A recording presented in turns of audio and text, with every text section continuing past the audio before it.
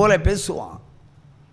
இப்போ பரிசுத்த ஆவி உங்களுக்குள்ளே இருந்தால் ஒழுங்கான ட்ரெஸ்ஸை போட சொல்லுவார். நான் ஓப்பனாக சொல்கிறேன், பெண்களை குறிப்பாக சொல்லுகிறேன். நீ பரிசுத்த ஆவி பெற்றவே நடக்கிற அவள் உண்மையான பரிசுத்த ஆவினை ஒழுங்காக ட்ரெஸ்ஸு விடணும். முதல்ல ட்ரெஸ்ஸு கொடுக்க கற்றுக் கொடுப்பார். பாவம் செய்து ஏவாள் வந்ததும் ஆண்டவர் தோலுடைகளை தரித்து கொடுத்தாரு. நிர்வாணம் நடக்காத பாவி இனி சொல்லிவிட்டு ட்ரெஸ்ஸை போட்டு கொடுத்தாரு.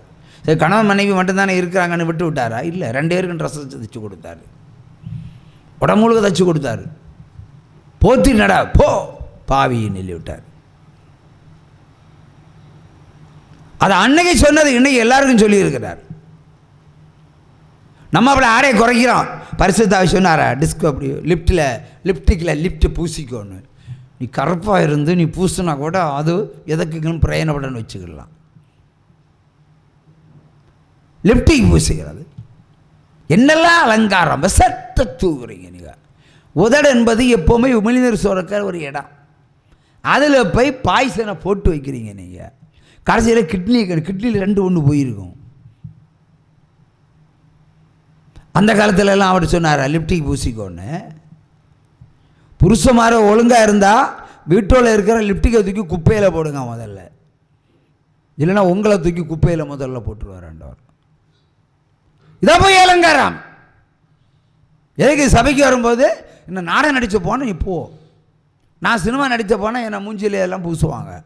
நீங்களும் சினிமா நடித்த போனால் பூசுவாங்க. அது அவங்களுடைய ப்ரொஃபஷனல். உங்களுடைய ப்ரொஃபஷனல்னால் உள்ளபடியாக இருக்க வேண்டும், உண்மையாக இருக்க வேண்டும், சுத்தமாக இருக்க வேண்டும், பாவம் இல்லாமல் வேணும். யாரை பார்க்க நீங்கள் அலங்காரம் பண்ணுகிறீர்கள் அழிச்சிருவேன்னு சொல்கிறாரு. வேரோட புடுங்கி எறிந்து அழிப்பேன். சென்னை சபையில் போய் பார்க்கவே முடியாது. நம்ம எவ்வளோ பெட்ரு.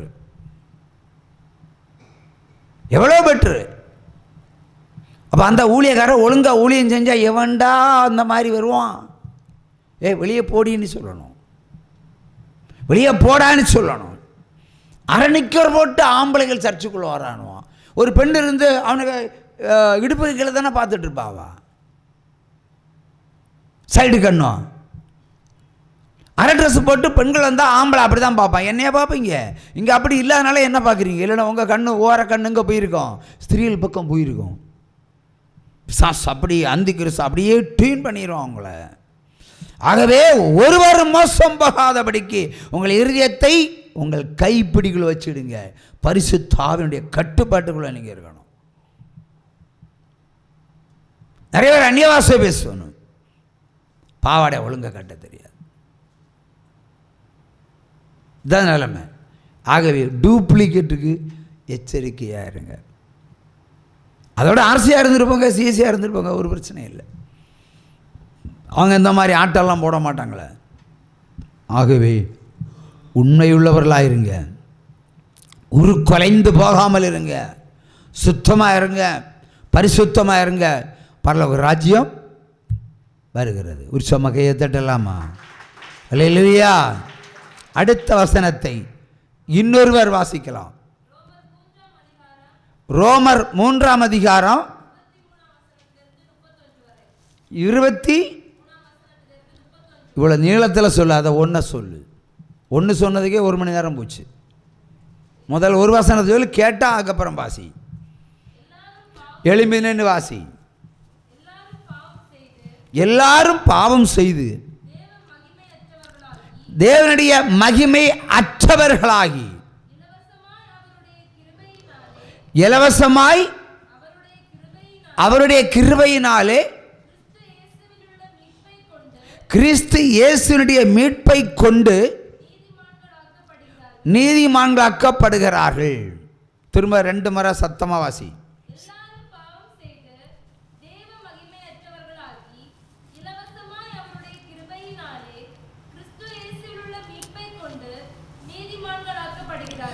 நீதிமான் பரலோகத்துக்கு போவானா போக மாட்டானா? அது பதில் சொல்லிட்டு உட்காரு. இப்போ கிருபையினால் நீதிமான்களாக்கப்படுகிறார்கள், அதான் சத்தியம் இல்லையா? ஆனால் எல்லோரும் பாவம் செய்து மகிமை இழக்கிறார்கள் இல்லையா? மகிமை இழந்தவன் கிருபையினால, அவருடைய இரக்கத்தினால, ரட்சிப்பினால நீதிமான்கள் ஆக்கப்படுகிறார்கள். இயேசு கிறிஸ்து என்ன சொன்னார்? சிலர் நீதிமான்களாக கல்லறையிலே தூங்குவார்கள், பரலோகம் கிடைக்காது. பரிசுத்தம் அடைந்தவன் தான் பரலோகம் போவான். பாவம் செய்வான், ஒருத்தன் விபச்சாரம் செய்வான், இல்லை வேசித்தனம் பண்ணுவான். ஆனால் அநேக நன்மைகளை அவன் செய்து நீதிமான்களாக இருப்பான், நீதிமானாக இருப்பான். மீதி எல்லாவற்றிலும் கரெக்டாக இருப்பான். அவன் செத்தா கல்லறையில் போய் கிடப்பான், அவன் இங்கே வரமாட்டான். புரியுதா? ஆனால் அவனுக்கு பரலோகம் கிடைக்காது. உட்காரு. ஹல்லேலூயா. ஆகவே நீதிமான்களுக்கும் பரிசுத்தவான்களுக்கும் வித்தியாசத்தை நீங்கள் தெரிந்து கொள்ள வேண்டும். பரிசுத்தம் அடைந்தவனுக்கு பேர் நீதிமான் அல்ல. நீதிமானாயிருந்து அடுத்த ட்ரேடுக்கு போகணும் பரிசுத்தவான். ஒரு மனிதன் பாவியாயிருப்பான். நீ பாவியாயிரு, பிறக்கிறதெல்லாம் பாவத்தில் பிறக்கிறான், என்னுடைய சாபத்தில் பிறக்கிறான். இயேசு கிறிஸ்துவை அறைந்த அந்த பாவத்தையும் கூட நம்ம தான் பெற்றுக்கொண்டிருக்கிறோம், நம்ம தான் பெற்றுக்கொண்டிருக்கிறோம். ஏனென்றால் பிலாத்து கை கழுவின அந்த பாவத்தை பெற்றோர்கள் சுமந்து கொண்டார்கள். மட்டுமல்ல, பிலாத்துக்கிட்டே சொல்கிறாங்க, இவனை கொல்லுகிற பாவம் எங்கள் தலைமையிலையும் எங்கள் பிள்ளைகள் மேலேயும் வரட்டும், ஆனால் உண்மையில் வரண்டான்னு சொல்லிட்டாங்க. ஆகவே அதை வலுக்கட்டாயமாக நம்முடைய முன்னோர்கள் செய்த நமக்கு துரோகம். அது இயேசு கிறிஸ்துவை கொன்ற பாவம் உங்களுக்கு உண்டு. ஏன்னா அவங்க முன்னோர்கள் அப்படி தான் செய்தாங்க, கேட்டு வாங்கிட்டாங்க. பைபிள் பிரமாணம் சொல்லுது. யாக்கோபு 2:10 ஒருவர் வாசிக்கலாம். யாக்கோபு 2:10.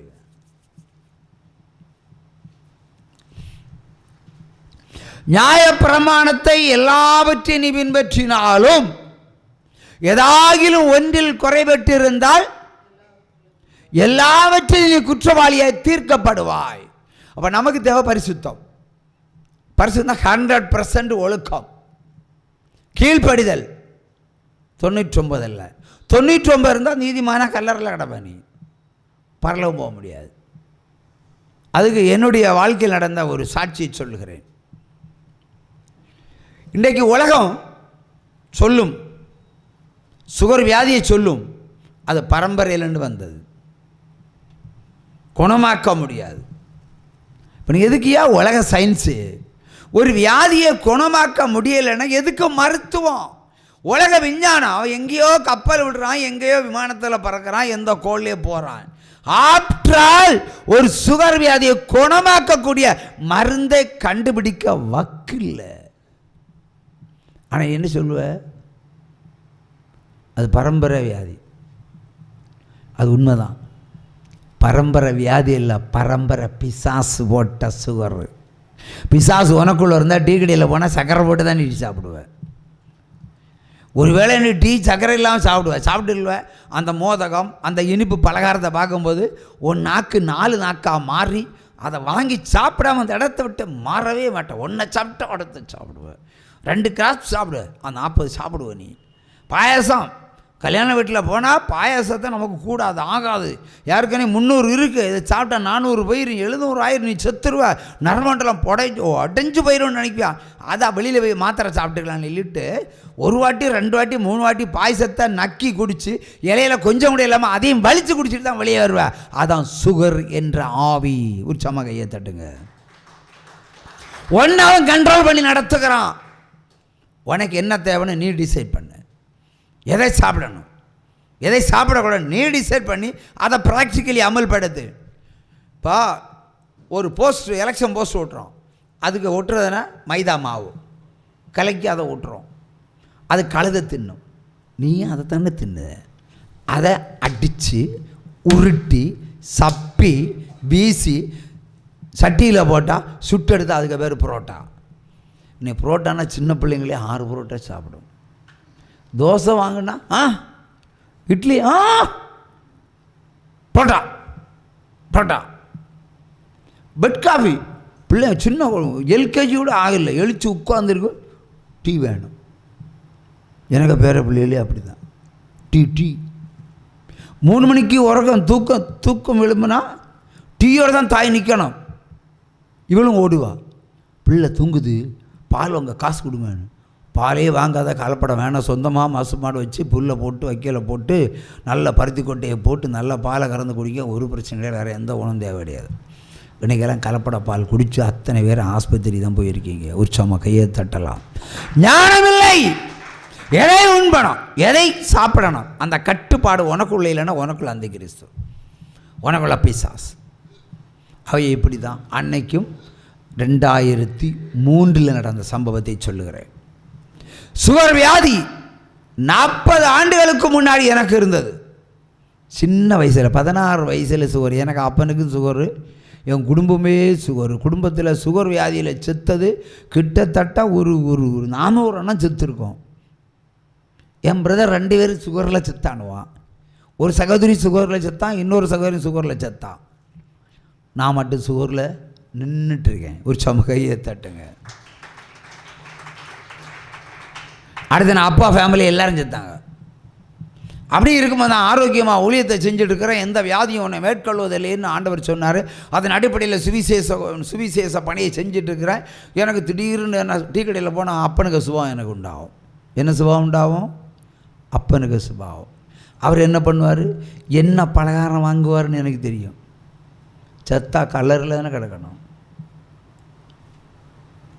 அவர் நம்மக்கிட்ட உள்ளே அவர் உயிரோடு இருக்கும்போது என்ன பலகாரத்தை ஸ்பெஷலாக வாங்கி சாப்பிடுவார், அதை என்கிட்ட வாங்கி சாப்பிட எழுவார்.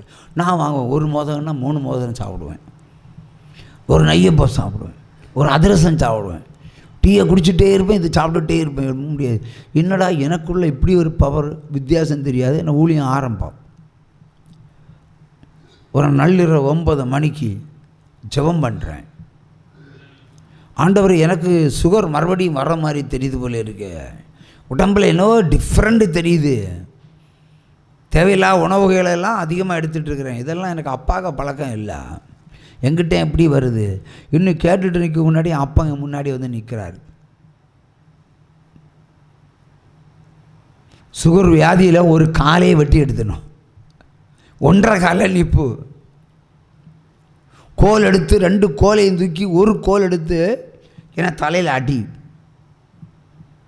ஆண்டவர் பேசினார், ஜோசப் என்ற பொல்லாத ஆவியை உன்னை சபிக்கிறேன், அக்கினியில் போடுகிறேன், நீ போட்ட சுகரை நான் எடுத்து போடுகிறேன்னு சொன்னார். எனக்கு கோபம் ஆண்டவர் மேலே, என் அப்பன் பேரில் இல்லை. அப்பனை போல நீதிமான் உலகத்தில் ஒருத்தனும் கிடையாது. அப்படிப்பட்ட நீதிமான், அது எனக்கு நானே சாட்சி சொல்லுவேன். அப்படிப்பட்ட ஒரு பரிசுத்தர், அப்படிப்பட்ட ஒரு ஒழுக்கம், அப்படிப்பட்ட தர்மம். 50 வேலைக்கார குறைஞ்சபட்சம் ஒரு நாள் இருப்பாங்க. 50 பேருக்கு சம்பளம் வாங்காமல் யாரும் அனுப்புறது கிடையாது. 50 பேருக்கு சம்பளம் காலையிலே இருக்கும். ஒருத்தனை கை இல்லையா, நீ அந்த வேலை செஞ்சுக்கோ, அவனுக்கு முழு சம்பளம். அவருக்கு என்ன பைபிளாக தெரியும்? பைபிளில் என்ன இருக்குது? காலையில் வேலைக்கு வரான், மத்தியானம் வேலைக்கு வரான், 3 மணிக்கு வேலைக்கு வரான், 4 மணிக்கு வேலை வரான், எல்லோருக்கும் ஒரு சம்பளம் கொடுத்தார். அதே தான் அவர் பின்பற்றினார். அப்படிப்பட்டவர் விக்கிரகத்தை ஒரு காலத்தில் தூக்கி எறிஞ்சவர். விக்கிர கோயில் இருக்கிற இடத்த இடித்து வீடை கட்டுனா வைராக்கியுள்ள மனுஷன். ஜோசப் என்ற பொல்லாதாவி எரிக்கிறேன்னு உமக்கு அப்படி சொல்லலாம். உடனே அவர் சொன்னார், உன் அப்பா நீதிமான், நான் மறுக்கலை, ஆனால் பரலோகத்தில் அவனுக்கு இடமில்லை. நீதிமான் கல்லறையில் இளைப்பாறுதல் தான் அவனுக்கு, பே இல்லை, ஒத்துக்கிட்டேன், இளைப்பாறுதல். அப்போ அவன்கிட்ட உயிரோடு இருக்கும்போது அவன்கிட்ட என்ன சுவா இருக்குமோ அவன் உங்ககிட்ட வரும். உன் அப்பா விபச்சாரம்னா நீ விபச்சாரம் பண்ணியிருப்ப. உன் அப்பனுக்கு கேன்சர் வியாதினா உனக்கு கேன்சர் வியாதி, உனக்கு அப்பனே சுகர்னா உனக்கு சுகரு. இப்படி தான் ஆண்டவர் கர்ஜித்து சொன்னார். நம்ம எல்லாம் அப்பனுக்கு போட்டு ஃப்ரை பண்ணி வச்சு கும்பிட்டு இருப்போம். செத்தா பேய். உன் அப்பனாக இருந்தாலும், உன் அம்மாவாக இருந்தாலும், தங்கச்சியாக இருந்தாலும், உன் சித்தியாக இருந்தாலும் சரி, வீட்டில் ஃபோட்டோக்களே இருக்கக்கூடாது. பெந்திகோ சபையில் தூக்கி குப்பையில் ஓடுங்க. கர்த்தர் கற்பித்து தந்தார். அன்னையிலேருந்து என்னைக்காவது பார்த்தாச்சுன்னா போ. இனி அவருடைய இரக்கம், ஒருவேளை அவருக்கு ஒரு இரக்கம் வரும். அவர் வெளிப்பாடின் காலத்தில், அவருடைய வருகையின் காலத்தில் ஒருவேளை அவங்க செய்த நன்மைகள் நிமித்தம், அதன் கிருபையின் நிமித்தம் பரலோகத்தில் சேர்த்து கொள்வதற்கு வாய்ப்பு கொஞ்சம் அதிகம். ஆனால் கேரண்டி கிடையாது. ஏனென்றால் ஞானஸ்தானம் இல்லை, மூலி ஸ்தானம் இல்லை. ஆகவே சிலுவையில் நின்ற அந்த கல்லனை அவர் கொண்டு போனது போல ஒருவேளை அவருடைய இரக்கத்தினால கொண்டு போகலாம், அது எனக்கு கேரண்டி கிடையாது. ஆகவே சிலர் அப்படித்தான், நீதிமான் கல்லறையிலே இளைப்பாறுதல் செய்வான். ஆனால் எல்லாரும் பாவம் செய்கிறாங்க. மனஸ்தாபப்படுற எத்தனை பேர்? மனஸ்தாபனை என்ன? ஒரு பாவத்துக்கு நம்ம பாவத்தை செஞ்சோன்னா அதை குறித்து கதறணும். சும்மா வாயினால் கதறதில்ல, உன் இருதயம் துட்டிக்கணும். இன்னொரு மர பாவத்தை நினைத்தே பார்க்கக்கூடாது. அந்த அளவிற்கு இருதயம் உடைந்து செபிக்கிற எத்தனை பேர் இருக்காங்க. சர்ச்சுக்குள்ளே முக்காடு போட்டு நல்லா அழுதுட்டு வெளியே போய் கண்ணை தொடச்சிட்டு ஹான்னு போகிறது தான். இதெல்லாம் பாவமன்னிப்பு கிடைக்குன்னு நினைக்கிறீங்களா? இதெல்லாம் நல்லா பேய் பிசாசாக மாறி அடுத்த வீட்டில் ஏறி அடுத்த ஸ்திரீகள் இடத்துல அடுத்த பாவத்தை செய்ய தூண்டுகிற ஆவியாகத்தான் இருக்கும். நிறைய பேருக்கு அப்படி தான் ஆண்டவர் சொன்னார், பாவம் செய்கிறவன் சாத்தானால் உண்டாயிருக்கிறான். அப்போ ஒரு சாத்தான் உள்ள ஏறிச்சுன்னா நீ உச்சாரம் பண்ணுவ, நீ நல்லவதான், நீ நல்லவன் தான். பேய் உள்ளே போன ஏன் பேய்க்கு இடம் கொடுக்குற? அதான் ஆண்டவர் சொன்னார், பிசாசுக்கு எச்சரிக்கையாயிரு, மோசம் போகாமல் எச்சரிக்கையாயிரு, உன் சரீரத்தை பரிசுத்த ஆவிக்கு மட்டும் கொடு. இந்த டூப்ளிகேட் எல்லாம் ஒப்பு கொடுத்து அப்படி தான் கர்த்தாக்களும் ஒப்பு கொடுக்காது. கர்த்தாக்கள் கூட்டம் என்ன செய்யும்? இரவும் பகலும் ஜெபம் பண்ணும், இரவும் பகலும் ஜெபம் பண்ணும், விடிய விடிய ஜெபம் பண்ணும். தேவைப்பட்டால் கர்த்தர் உபவாசித்திரு. மலை பிரசங்கத்தில் இயேசு சாப்பாடு கொடுத்து அனுப்பினார். இங்கே அந்தி கிறிஸ்து சபைகளில் என்ன சொல்லப்படும்? நீ உபவாசித்தாலும் கர்த்தர் வந்து கிருபை செய்வார். அப்படி நான் இன்றைக்கி உபவாசம் இருக்கிறேன், எனக்கு இன்னைக்கு 1 கோடி ரூபா வரட்டுமே. நீங்களும் உபவாசம் இருங்க, உங்கள் வியாதியெல்லாம் தீரட்டும். எதுக்கு சர்ச்சுக்கு வரீங்க? வராதிங்க. வீட்டில் உபவாசம் இருந்து உங்கள் வியாதிகளை போக்குங்க. எவையா உபவாசித்திருந்து விடுதலை பெற்றிருக்கிறான்? ஊழியக்காரன் சொன்னார், நீ உபவாசித்து அவனுக்காக அழு, இவனுக்காக அழு, ஜெபம் பண்ண, அவளை பேய ஓட்டு. பேய ஓட்டும் அதிகாரத்தை உபவாசித்து ஜபிப்பதற்கு சில ஜாதி பிசாசுகளை, எல்லா பிசாசும் இல்லை, சில வகையான ஜாதி பிசாசுகளை துரத்துவதற்கு உபவாச ஜெபம் அது அப்போஸ்தலர் கொடுத்த வர